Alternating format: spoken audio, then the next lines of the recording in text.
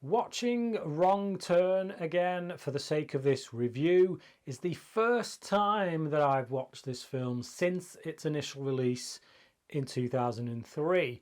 Upon that release, I gave this a 1-star rating. I pretty much thought it was unwatchable. I hated it. Hated every minute of it. Couldn't wait to get out. I was with a friend, and yeah, just lambasted it ever since. Never been a fan, so never felt the urge to go back. But here we are. I'm back, and this is so much better than I remember it being. I don't know if, because obviously this was released in 2003, and I think around that time I was becoming a little bit exhausted with horror. I got into horror with Scream back in '96.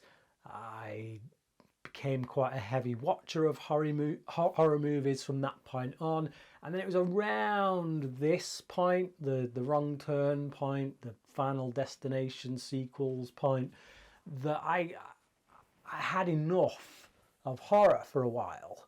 Watching this now, I'm like, actually, this ain't anywhere near as bad as I made it out to be. In fact, it's got quite a lot of redeeming qualities. Now, the film, the elephant in the room, the obvious film that I think you have to mention when talking about Wrong Turn is Texas Chainsaw Massacre. And for anyone who has seen my takes on Texas Chainsaw Massacre, you know full well I don't like that franchise. So a franchise that apes that one really doesn't sound like it should be up my street. And as I say, because of my memories of it anyway, I was like, ugh. But I would rather watch this film than any Texas Chainsaw Massacre film. Again, quite frankly, and I'll explain my reasons why. Wrong Turn sees a group of teens, early 20s, getting caught on a road. They make a wrong turn, hence the title, and they get stuck in a woodland area that stretches for miles and run into a family of inbreds who go about nasty business of deciding that each one of these people is either breakfast, dinner, tea, supper, whatever. A horror film like this really does hinge on your central characters. Do you do enough to make me root for these people? Do you do enough to make me like these people? And for me, the answer here is a resounding yes. Now, don't get me wrong, it's not reinventing the wheel or anything. It's not giving us these super great developed characters that we want to see come back in sequels, but it does enough to make me care about them. It does enough to make me be on their side.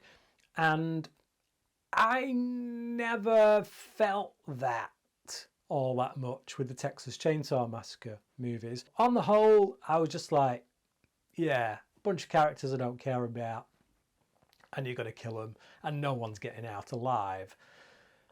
Here, one, we've got some characters that I actually care about, and I feel like there is a chance that they are going to get out alive. Spoilers now, I guess. You know, it's from 2003. I imagine anybody watching this has probably seen it. But yeah, two of them do survive at the end, okay? And for me, I like that in this kind of horror movie. I'm not saying you should always let everyone survive at the end of a horror movie. I think you can make certain points about life by not having people survive at the end of a horror movie. But this kind of horror movie, the slasher flick, you know, the group of people who've not really done anything wrong and are just fighting for their lives kind of flick, I like some to survive. Otherwise, I kind of feel like, what was the point? We went on this journey with these people, fighting to keep their head above water, fighting to stay alive, and they all just die anyway. To me, that's just sad, depressing, dark, and there's no hope there, and it doesn't float my boat. Here, we get some survivors. So I feel like there's a triumph by the end of the film. There was a reason to go on this journey. There was a reason to root for these people, and see them turn the tables towards the end. So I love that about it. Like I say, the characters I like as well. I think Eliza Dushku and Desmond Harrington, like I say, not amazingly fleshed out characters, but there's enough there. Like, we know this guy is a doctor. We know he's taken the Hippocratic Oath. We know that life is very much important to him. Or at least we can certainly read that from his behaviour. Like, there's one point in the film when he does this runner to kind of divert attention from the bad guys to him so that the rest can get away. And you can look at that and you can think, well, that was a stupid decision, wasn't it? He's just brought himself out in the daylight and he's put himself in danger. But when you look at who this guy is, he's a doctor, he obviously cares about people. It kind of rings true that he would make that kind of sacrificial choice. So I like stuff like that. Eliza Dushku is really great as a final girl here. She brings a lot more sensitivity to this role than one might expect if you only knew her from Buffy.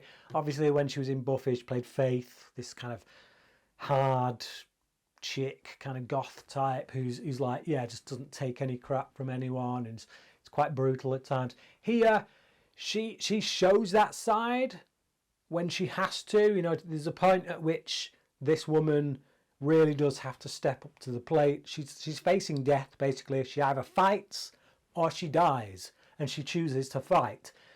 But it's not in a Faith kind of way, you know, Faith from Buffy kind of way, where it's like she's hard as nails anyway, she's full of confidence. No, she's in survivor mode, and she just knows she's got to fight. But because of that, she gets to show a lot of sensitivity at times. She gets to show a lot of vulnerability at times. There's moments when she breaks down and you really feel it. You're there with her, and like her performance, Dushku's performance there is really good. I think really kind of brings me into her world and makes me sympathise with her. Emmanuel Sharik, or Shariki, I'm not quite sure how I pronounce that. I was... So her and Jeremy Sisto in this play two characters that I really liked. And that is because they love each other. They're getting married. So they're a couple that are engaged. They're due to be married. And yes, they have, you know, they're not perfect. They do kind of have little tiffs and whatnot. But you truly do get the sense that these two know each other and love each other, and they feel real to me. And he's not a jock, he's not a douchebag, he makes a few wisecracks and that, but in a genuinely kind of human way. I buy this guy as a character. He feels real to me. And again, her too. My go-to for anyone, you know, if you want to sample this kind of thing, was check out the X-Files episode called Home. Nothing's done it that well. Nothing's done it as good as that.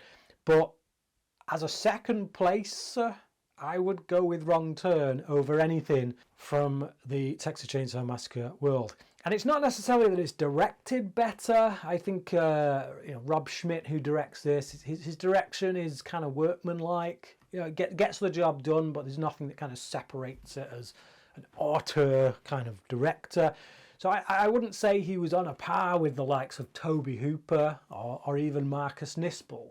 You know, when you look at the guys who've kind of steered the TCM franchise.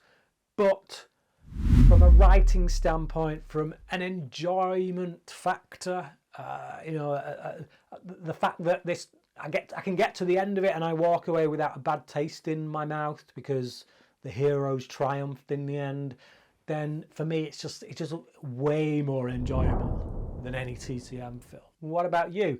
Have you seen it? If so, what do you think about it? And which do you prefer?